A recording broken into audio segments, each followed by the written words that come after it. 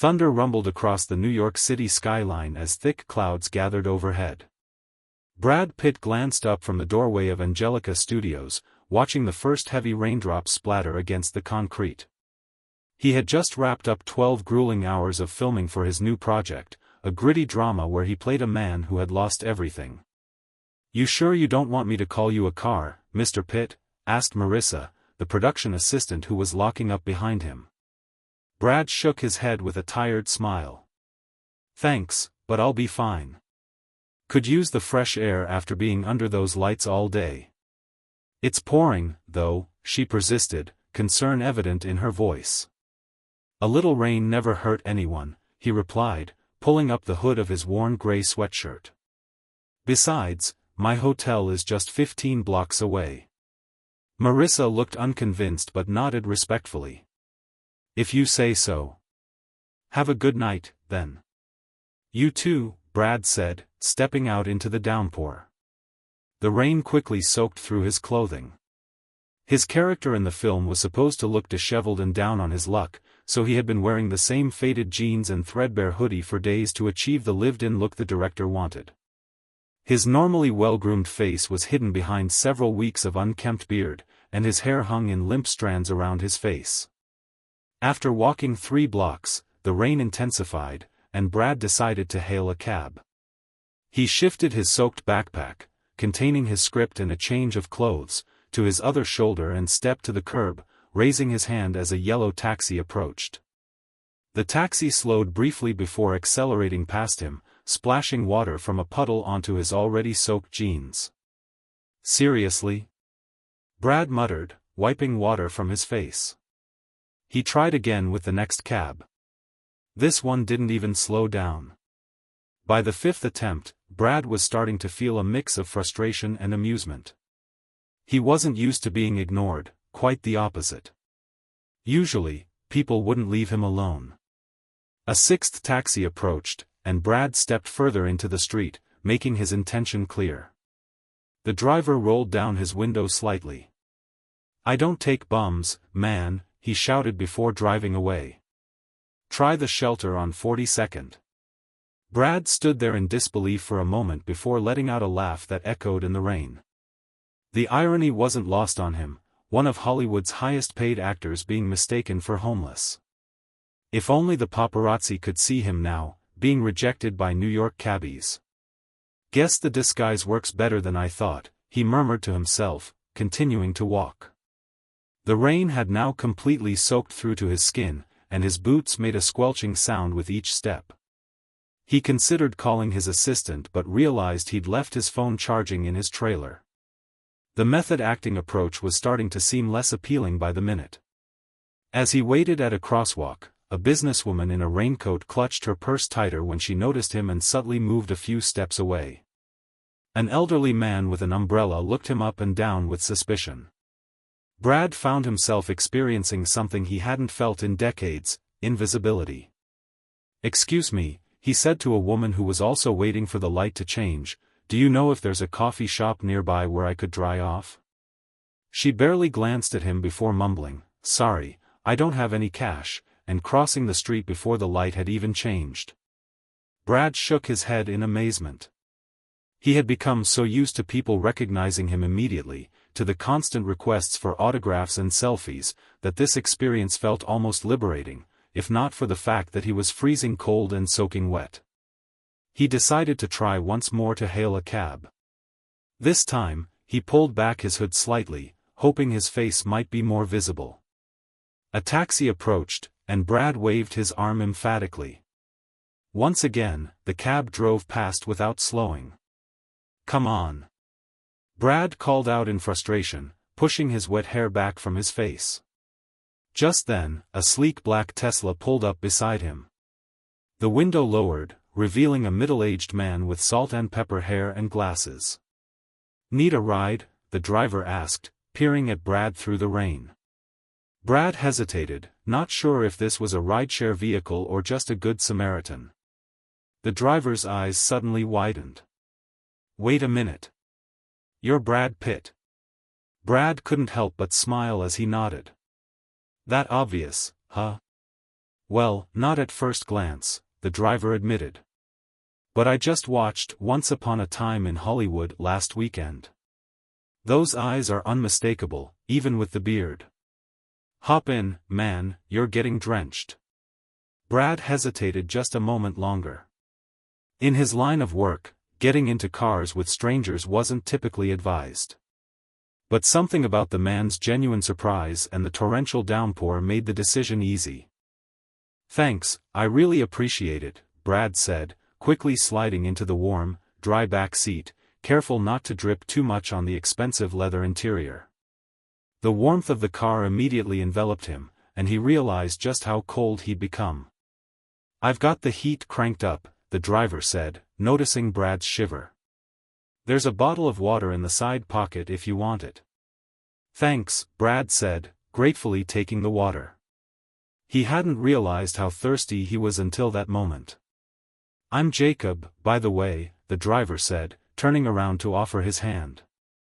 Brad, he replied, shaking Jacob's hand. Thanks for stopping. You're literally the first person who's been willing to give me a ride. Are you serious? Jacob looked shocked. Brad Pitt couldn't get a cab in New York? Brad laughed, reaching into his backpack for the small towel he'd used earlier at the gym. Apparently not when I look like I've been living on the streets for a month.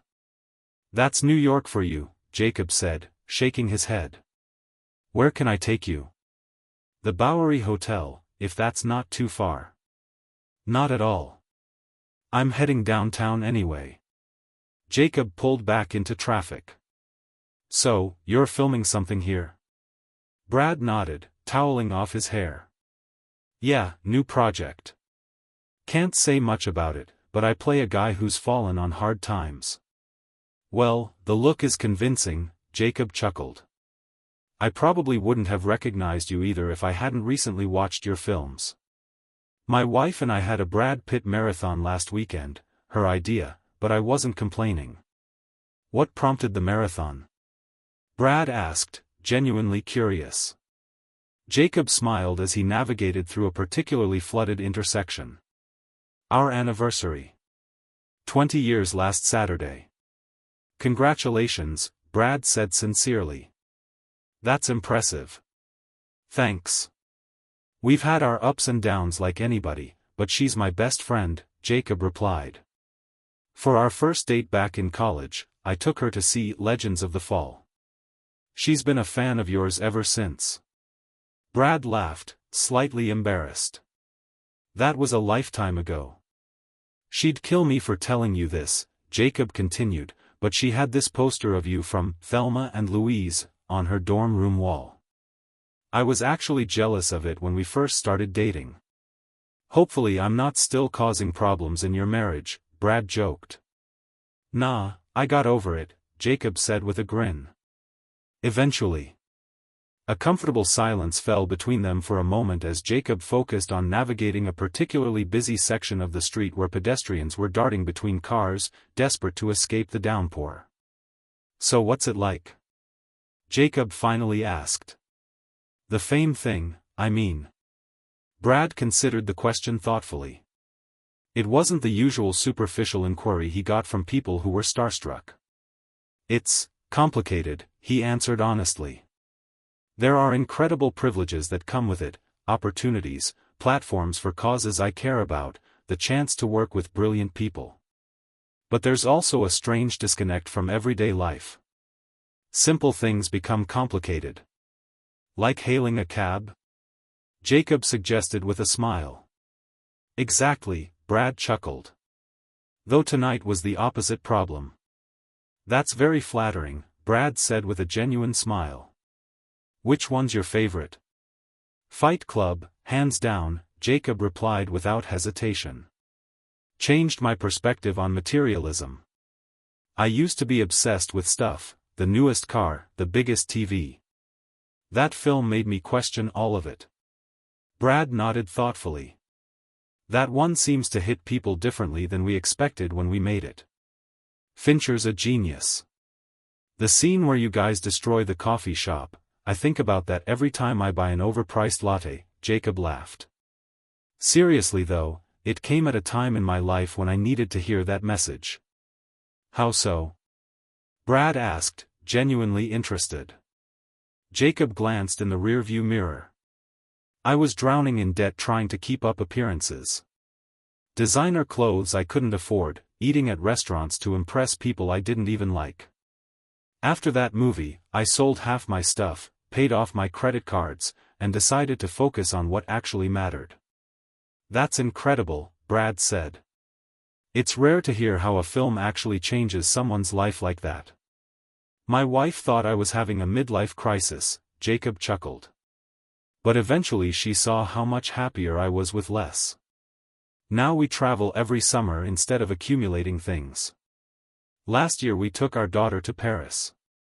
Paris is magical, Brad agreed. I filmed there a couple times. You know what's funny? Jacob said as they stopped at a red light. We passed a movie theater where they were showing one of your films, and my daughter kept saying, we should see that on our last night. But my wife and I wanted to have a quiet evening by the Seine instead. Now I'm wondering if we should have gone. Brad laughed. The Seine is definitely the better choice. Movies you can see anytime. That's what I told her. Jacob exclaimed. But now I'm giving Brad Pitt a ride in my car, so she'll never let me hear the end of it. A particularly loud clap of thunder shook the car, and rain intensified against the windshield. This storm's getting serious, Jacob remarked, turning the wipers to a higher setting. Good thing I spotted you when I did.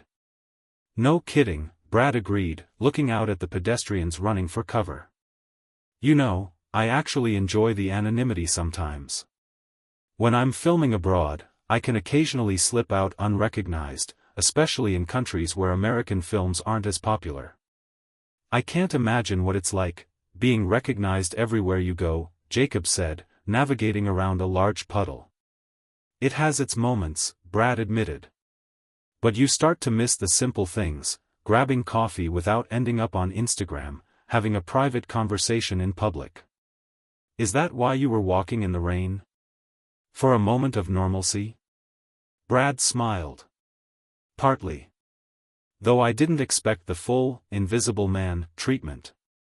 As they drove through the rain-slicked streets, Brad found himself relaxing. There was something refreshing about this random encounter, a normal conversation without the usual Hollywood pretense. So what do you do, Jacob? He asked. I'm a high school English teacher in the Bronx, Jacob replied. 23 years now. Now that's impressive, Brad said sincerely. Much harder job than mine. Jacob laughed. I don't know about that. But I love it, most days, anyway. The kids keep me young. Do they know you're giving Brad Pitt a ride right now? Not yet, but my daughter's not going to believe this, Jacob said, grinning. She's 17 and has your poster on her wall. Would it be too much to ask for a quick selfie when we get to your hotel? Just to prove to my family this actually happened? Least I can do for the guy who saved me from pneumonia, Brad replied. They pulled up to the Bowery Hotel a few minutes later. Brad reached into his wallet and pulled out 5 crisp $100 bills. Here, he said, handing them to Jacob. For the ride. Jacob's eyes widened. I can't accept this. I wasn't even officially driving for Uber tonight, just saw someone who needed help. Brad insisted, pressing the money into his hand. It's for seeing beyond appearances when no one else did. Take your family out to a nice dinner. Or better yet, take your wife to see my new movie when it comes out, he added with a wink. Jacob hesitated before finally accepting. Thank you. This is incredibly generous. Mind if we take that selfie now? Brad asked.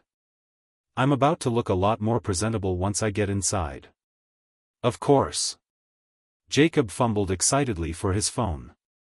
Brad leaned in close as Jacob took several photos. Send me one of those through my social media, will you? I'd like to remember this night. Really? Why? Jacob asked, surprised.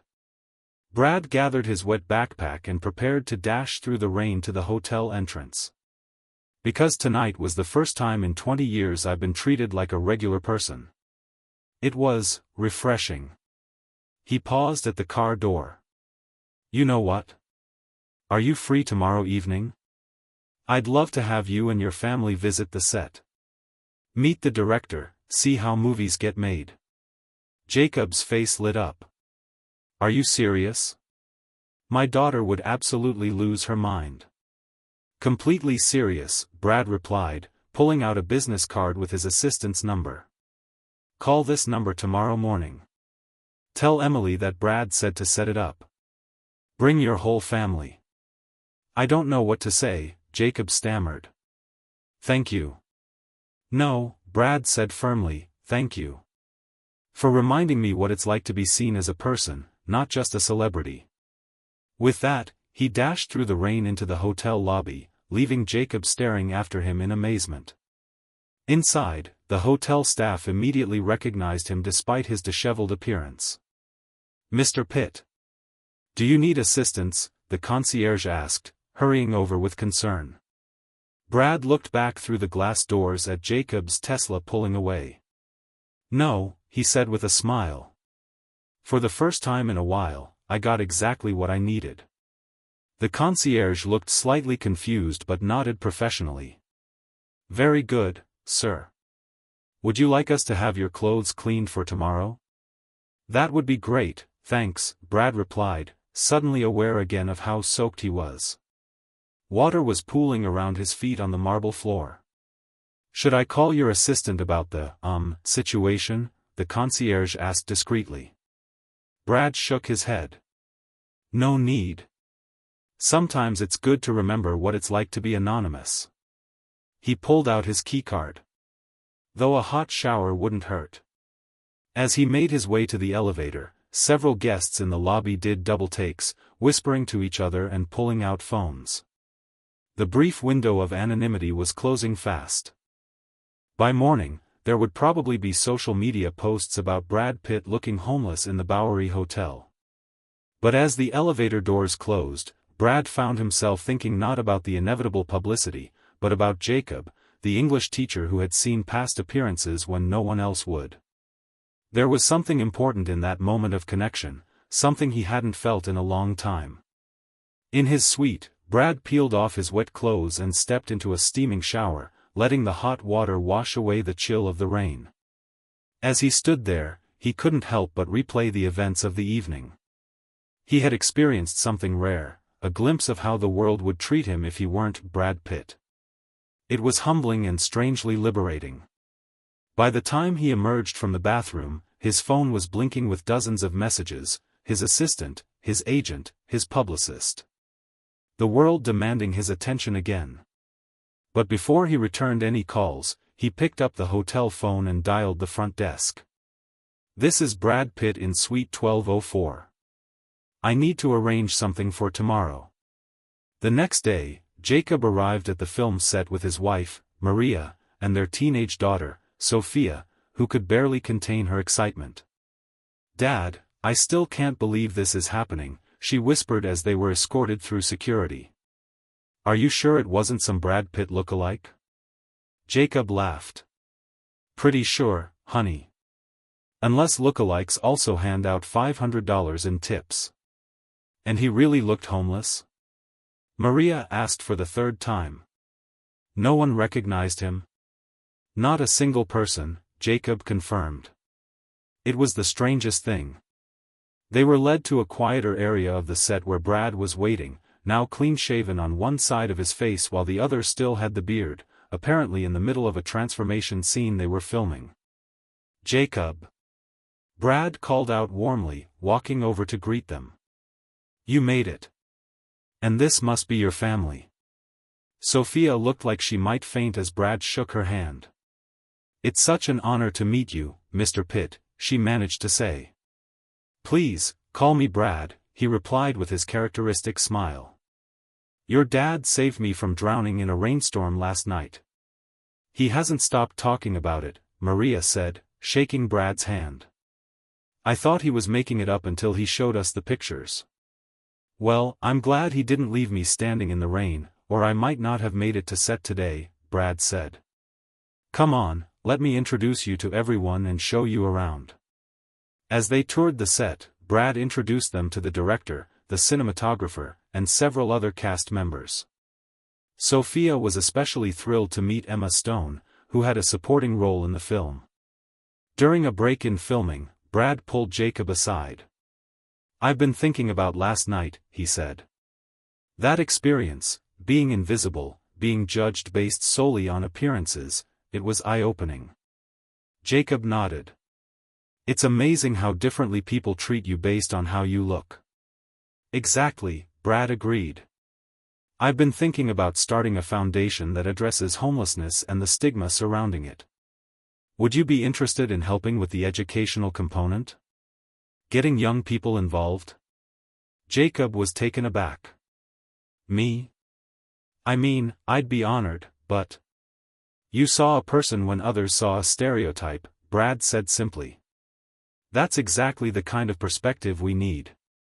Before Jacob could respond, they were interrupted by an assistant director calling Brad back to set. Think about it, Brad said, handing Jacob a card with his private email. And regardless, stay in touch. I meant what I said about last night being important to me. As Jacob watched Brad return to work, transforming into character before his eyes, he realized that sometimes the most meaningful connections happen in the most unexpected circumstances, like a rainy night when a teacher picked up a soaking wet movie star whom everyone else had mistaken for homeless. 6 months later, when the film premiered, Jacob and his family were invited as special guests. The foundation was launched the same night, with its first initiative being a series of workshops in high schools about perception, prejudice, and the invisible barriers that separate people. And whenever Brad was asked in interviews about the inspiration behind the foundation, he always told the story of a rainy night in New York, when he couldn't get a taxi, until someone finally looked past appearances and saw him for who he really was. Sometimes, he would say, you have to become invisible to truly be seen. Thank you for watching. I hope you all enjoy this video and learned a lesson. I would be grateful for your likes. Also don't forget to subscribe and comment on the video. See you soon.